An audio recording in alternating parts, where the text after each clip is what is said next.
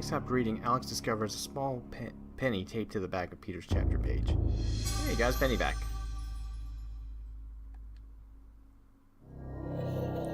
Oh no, my sanity. I'm not gonna recover it now. I want to see the cool stuff that happens with Alex.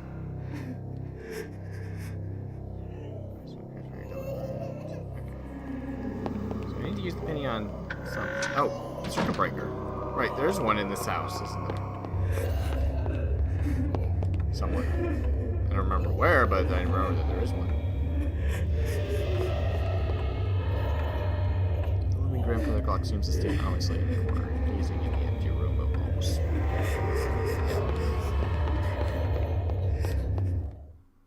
Help me! Please help me!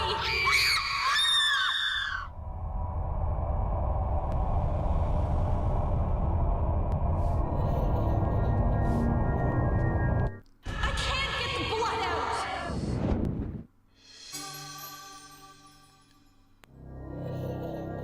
Oh, I thought she was an insanity effect.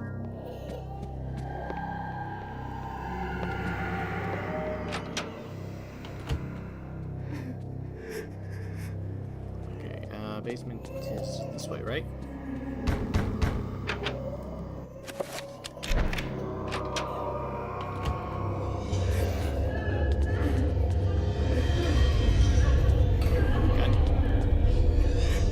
Pump action shotgun. Well, yeah, she did have the shotgun at the beginning of the game, didn't she?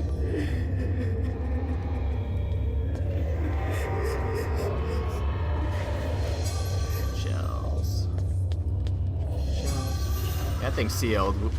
We will have to go through that eventually.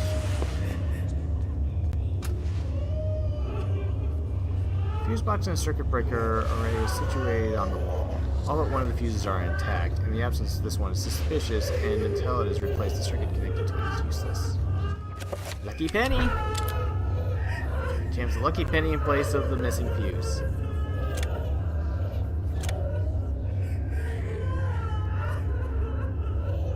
Cool. A giant safe. Safe is large and old-fashioned, made in the days when security was derived from the heavy metal construction rather than secure locking mechanisms. It doesn't look like it would be too difficult to break the combination, if only Alex had a stethoscope to hear the tumblers more clearly.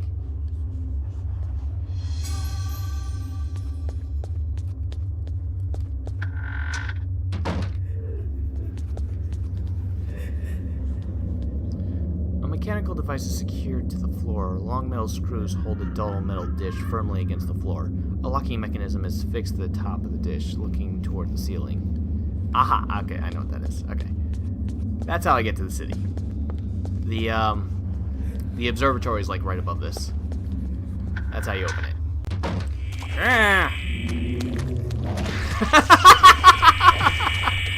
Oh, I remember this one. This one's a good one. This isn't really happening! Oh, that is definitely one of the funnier ones.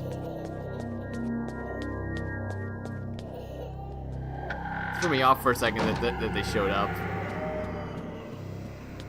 Oh, good stuff. Let's save super fast.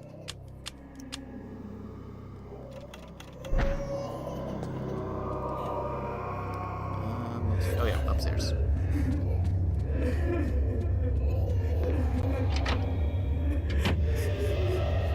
That one changed.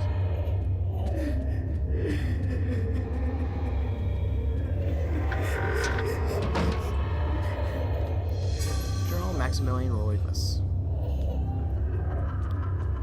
Anything else in here? An antique medicine cabinet hangs on the wall. Its wood is stained from years of use and the ambient humidity in the room.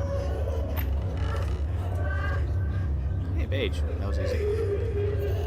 Alright. Hidden away in the medicine cabinet is a chapter page. Legacy of Darkness. You are not free to leave this plane until you complete a task for me. You are to hunt and kill the master of this house. Do this one thing, and you will be free. Else fear the wrath of Zelotov.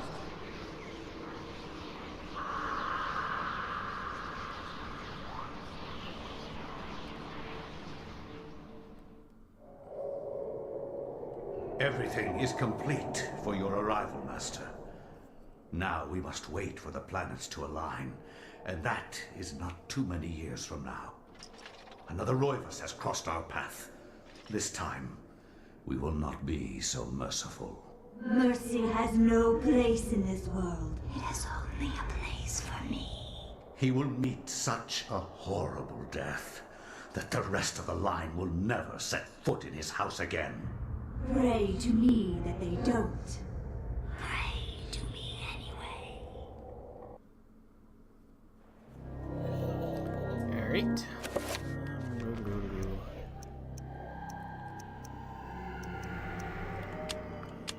Alright, this reads page Maximilian Roivus journal. It reads, I sought to love all, yet now love ceases me pain and suffering. I have learned to fear nothing, although it is nothing that I fear most fear. All that were loyal to me now number among my worst enemies. Okay. Was that because I'm insane, or... No. That's probably just what it says. That makes me wonder if I go to the autopsy, does it change? Corpses, lumbering, rotting cadavers. What contrivance could have wrought this abomination? Disease, science, blasphemous occult rituals. How can something so dead, yet be so alive and hungry? They lust for flesh, human flesh, and feast upon all the sweet breads a man has to offer.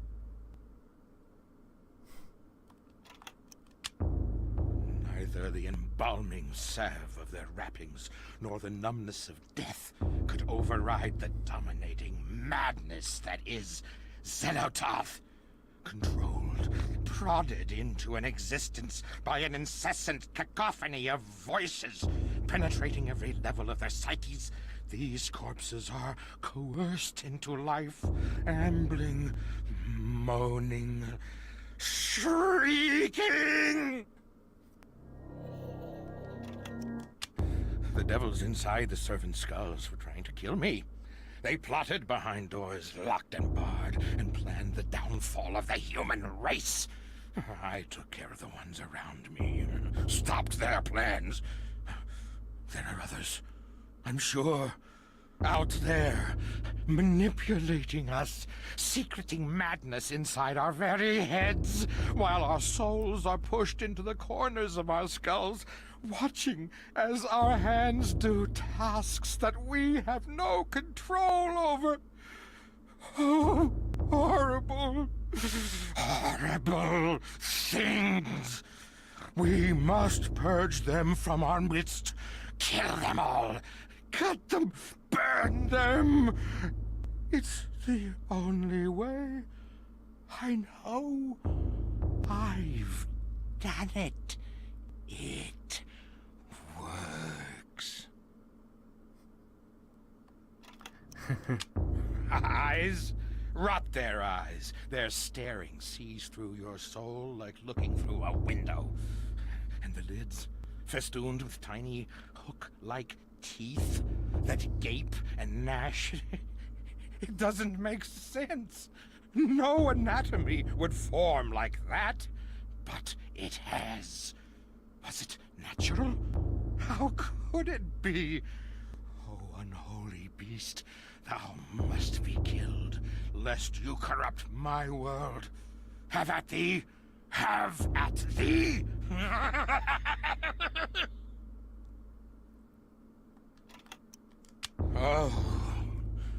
Oh, gibbering insanity, wrought in flesh as though an artist had sculpted it.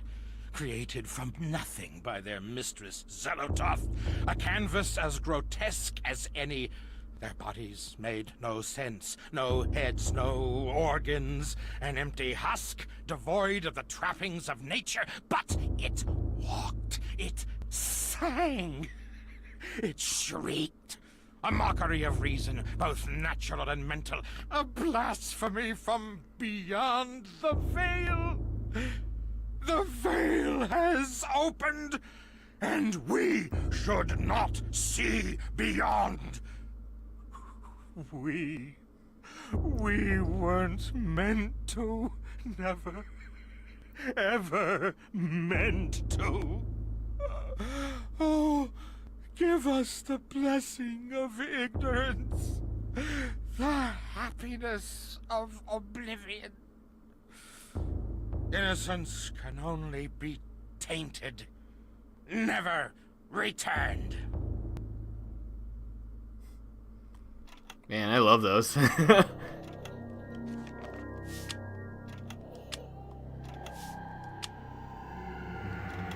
checking some of the stuff.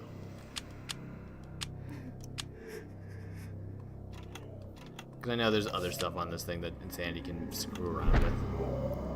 Anyways.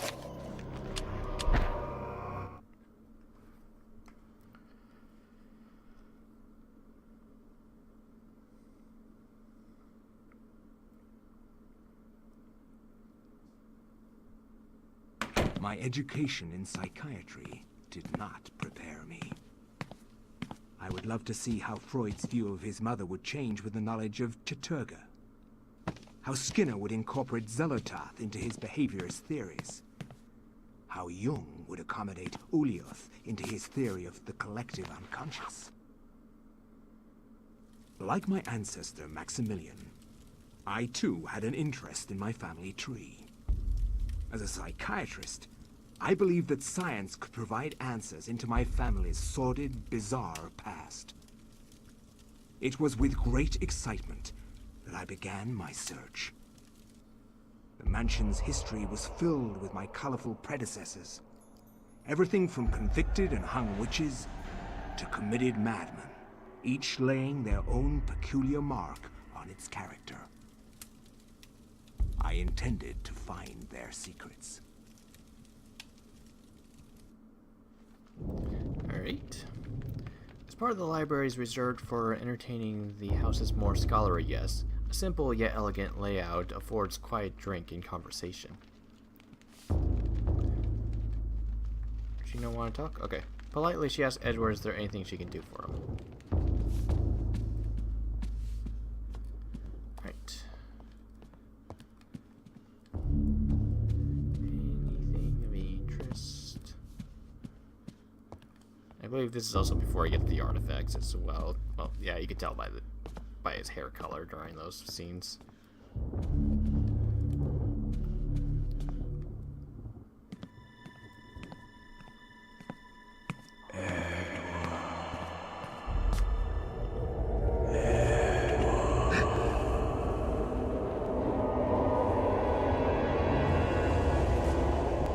You know who I am, Edward. Although you are doing your best not to believe it, I am, or was, Maximilian Roivas, your ancestor. I died in an asylum after trying to warn the world. The pain and anguish I felt in that cell has empowered me to linger after my death. I must complete what I started, Edward. The darkness must be stopped, or all of humanity may end.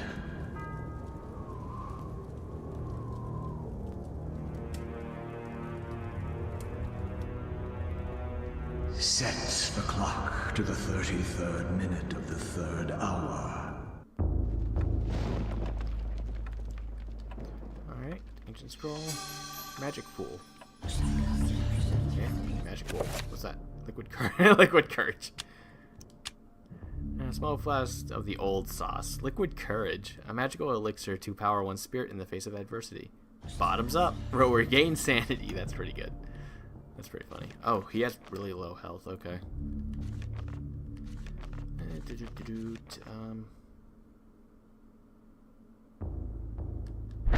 Oh, yeah. I was going to see what that spell did specifically, but then I just suddenly realized I can't. I don't have the damn book yet. Probably need this for the... Living grandfather clock looks at zombies laying in the corner. Empty room. In the empty room with an almost patriarchal air of its own. The ghost asks Edward to set the clock, but there's no hands on it. Edward must find the clock hands. Okay. guessing the book's in there. Ooh, there's a book up here. Journal of the family history that lies in the mantle of its user recently.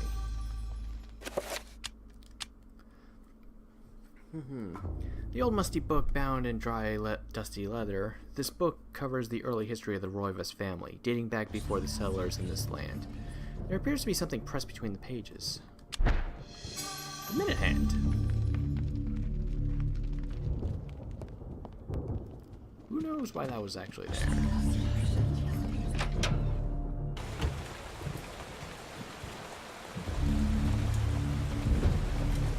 The thick layer of grime on the window prevents Edward from looking out into the garden. Despite the efforts of the servants Edward hires, the mansion continues to sink in decay.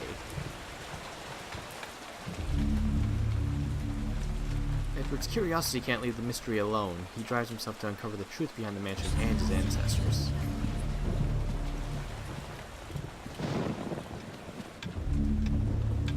A large carriage clock sitting on the foyer table, beautifully crafted, but it appears to be stuck with the hands permanently set to 3:33.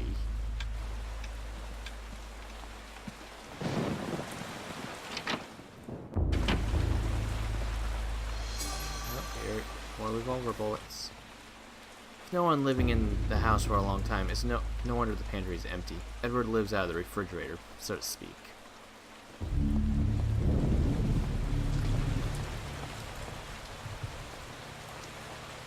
A grandiose kitchen fireplace. With all the amenities of modern life, it hasn't been used in quite some time.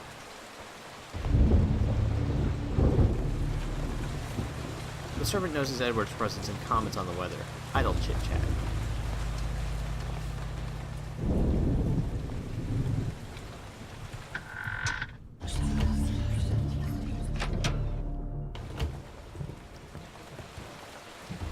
Edward never learned the piano, but that has not stopped him from hammering away at the keys now and again.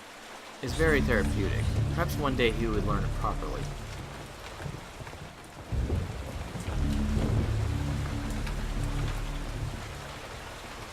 An antique cavalry saber, mounted on a display stand, it gleams in the moonlight.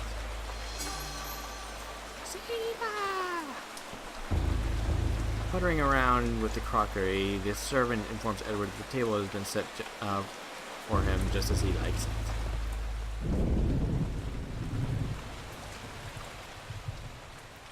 A bizarre decorated mantel frames the fireplace. A door of odd sigils arranged in a circular fashion. It is unlike most of the art in the house. Perhaps this has some special significance.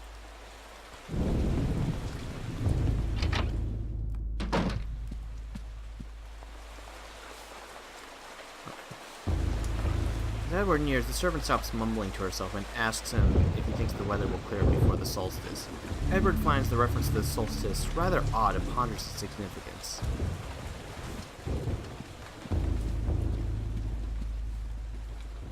Portraits of the ancestral Roivas line on in the foyer walls. Their faces reveal a dark, brooding edge. There's something about each one that gives the viewer an unsettling feeling.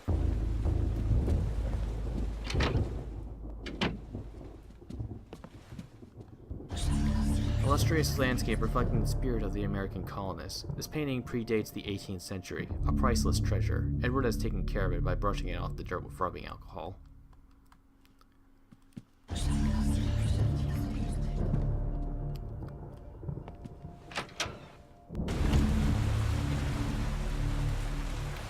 Brooding, melancholic paintings adorn the walls.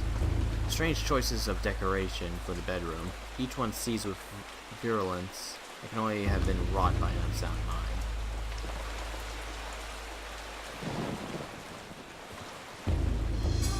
Overhand, no.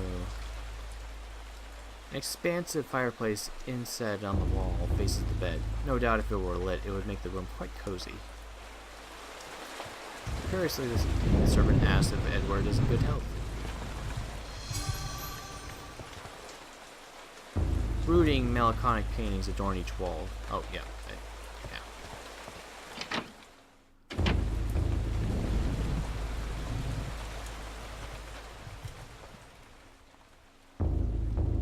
The master bathroom is woefully Spartan and only barely contemporary. It appears to satisfy most practical of tastes. Or perhaps someone who has their mind set on other things.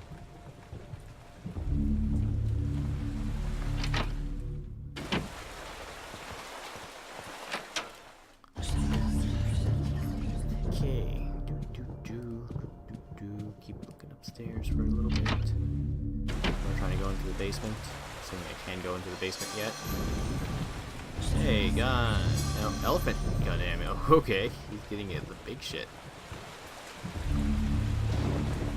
Seriously, yep, same thing. Edward is reassured at the sight of the family gun cabinet. Itself a priceless antique. He would rather not have to smash the windows to get inside, but where did he leave the key?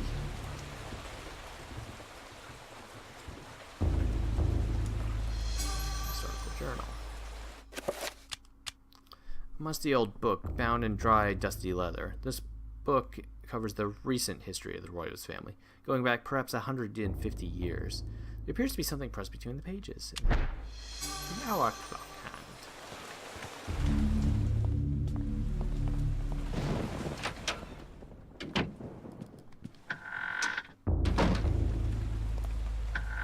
What? Odd camera view for this room. Muttering to herself as she works, the servant comes on the mansion. How the mansion is never really clean. Just talking to her. Oh, examine. I just saw that. Just talk, and I saw the examine thing pop up. The room is a holdover from the days when the servants were all residential help living in the mansion. Rumor has it that the old servants' quarters were demolished long ago. That would be what's in this wall.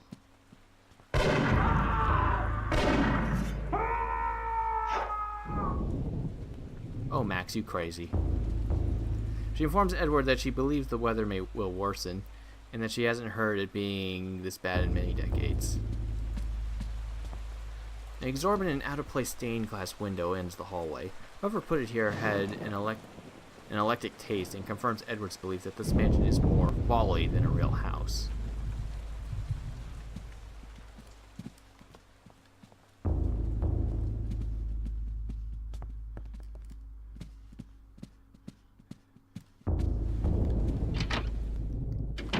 Alright, we can see if we can go into the basement or not. I think I got the two keys. I think I got what I need. It's locked, that's what I figured. Key. Moving on.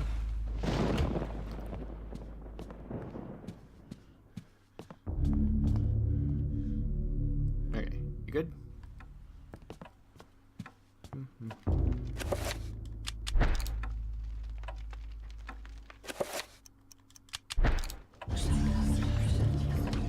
Yep, just punch that thing. The ghost asks Edward to set the clock now. With two hands on the face, it can be adjusted.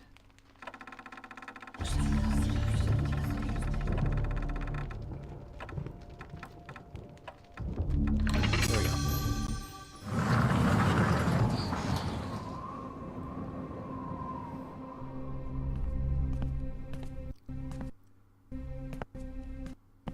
Okay.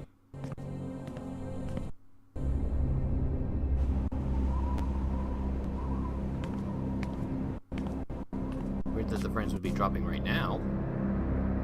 Take them and use them. They are humanity's only hope. Destroy the Guardians, Edward, and avenge my waste and death.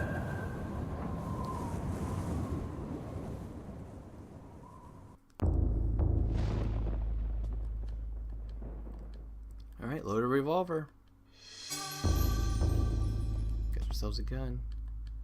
Gothic silhouette, dark, every brush stroke, spikes, violent feeling, grim picture indeed.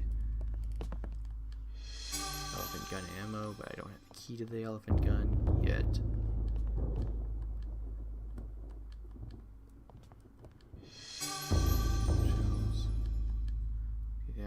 Israel City, reminiscent of old ideas of futuristic cities. And Strassman is very talented for as he stares. He believes tiny inhabitants peer from the shadows.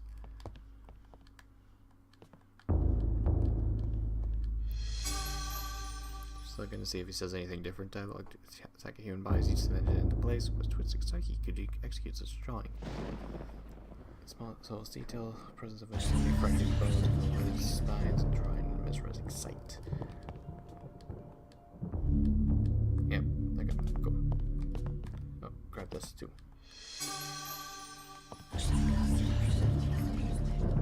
Strange leather-bound book tome stands in the midst of the piles of books and papers.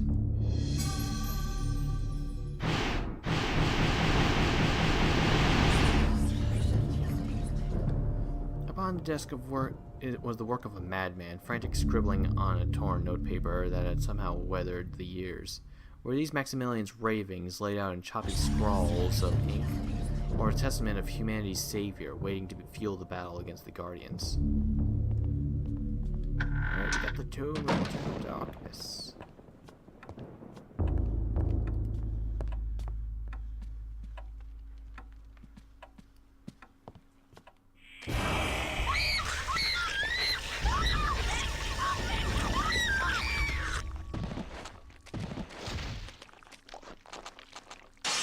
Okay.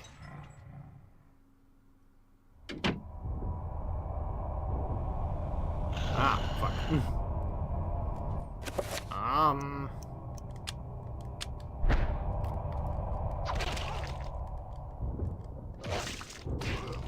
Bitch.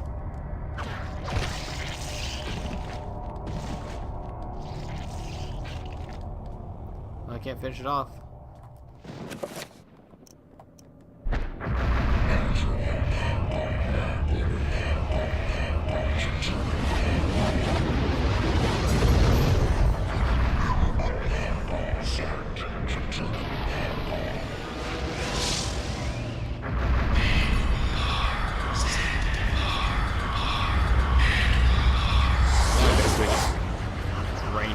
Right there. Half key tumbles out of the face and has been toppled magically to the floor. Oh man, I had to find the other half.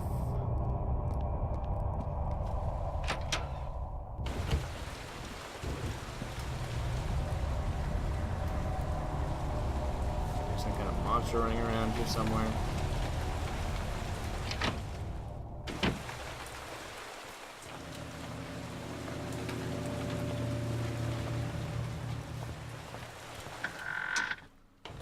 Well,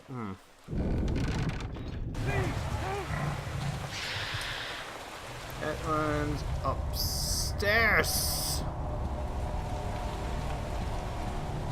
In one of the rooms, I don't remember which one. I think it's the one right up over here.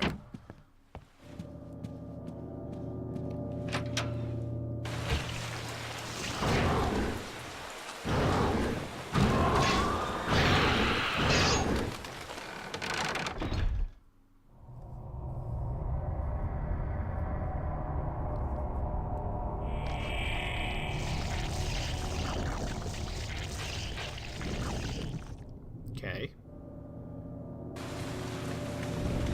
You okay, dude? I guess I gotta wander around and just try to... Shaken by his brush with death, the servant gives his thanks. He warns that the creature might still be around, and extra firepower would be handy. Mind of his own words, he fishes a key from his pocket and gives it to Edward. Oh my.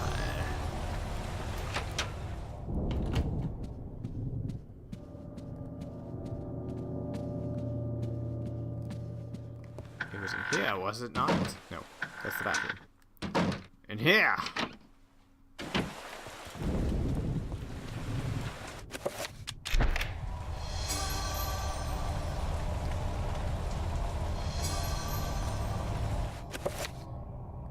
Mode.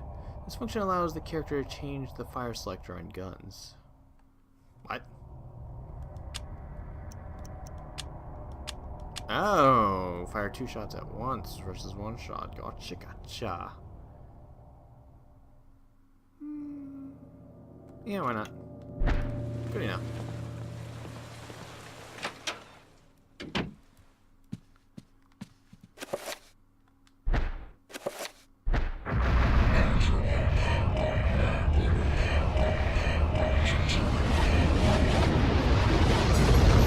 See how it likes this. Once I find it.